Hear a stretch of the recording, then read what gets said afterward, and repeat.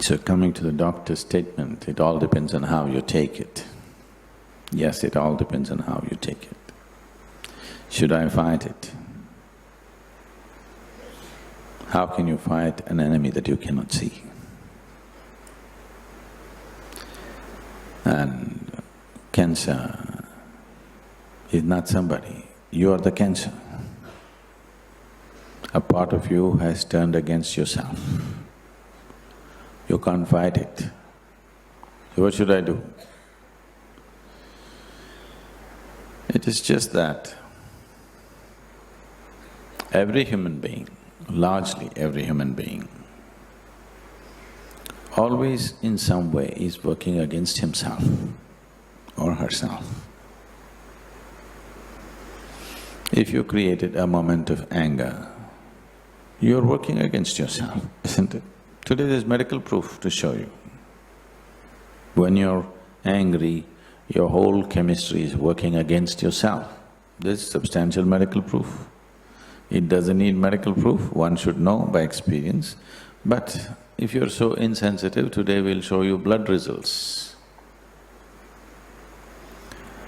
So if you're miserable, you're working against yourself. So in some way, everybody has some kind of cancer.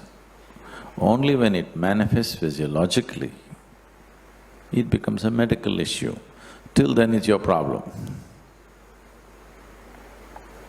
Yes? Till then it's just your problem. When it physiologically manifests, it becomes a medical issue. Now that it's physiologically manifested, for variety of reasons, not for one particular reason, there are variety of reasons. Fighting is not the way. Fighting the cancer, not the way. Fighting for something and fighting against something are two different things, isn't it? And anyway, it's best to take the fight out of it. If you want a plant to grow and blossom into beautiful fragrant flowers, you may think you're fighting the earth and getting flowers out of it. Or you may see it as a great love affair, that your involvement with the earth gives out such beauty and fragrance for you. The second is a more intelligent way of doing it, because your experience of doing it will be pleasant. The result, whatever it comes, will be pleasant. It may flower or the cow may eat it up. You don't know. But whichever way, if your experience of what you're doing is very pleasant, the result will become irrelevant to you. So does it not matter whether I live or die? It matters. That is why you must do it the way it works. If it matters, it's very important that you do it the way it works.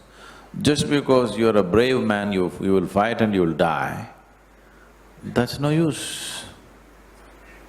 That's of no use to anybody, and that's not of no consequence to your life. You did the right things. Maybe you had it your way or maybe you did not have it your way, but at least you did the right things, that is most important. So, when death stares at you, it's the greatest possibility. I think already we've handled that. Because it's reminding you that you're mortal, which is not a simple thing. Most people have forgotten that they're mortal. They think it only happens to somebody else. Yes or no? Most people think death happens only to somebody else, not to them. No, it's going to happen to you and me. How it happens is different, but it's going to happen to you and me. So about how to deal with the cancer, I don't want to go into that now. If you come, we can help you, but first go through the allopathic treatment. It's the most aggressive and invasive treatment, but it's best to go through that rather than taking chances. But after that has happened, recovering from the treatment is our big challenge. There are many things that can do. In the yogic system, it can be done. For cancer itself, it can be done. But the risk levels are so high and the time allowed is so little, so we wouldn't usually take a chance with that. It's best to go through the treatment and then do other things so that recurrence doesn't happen.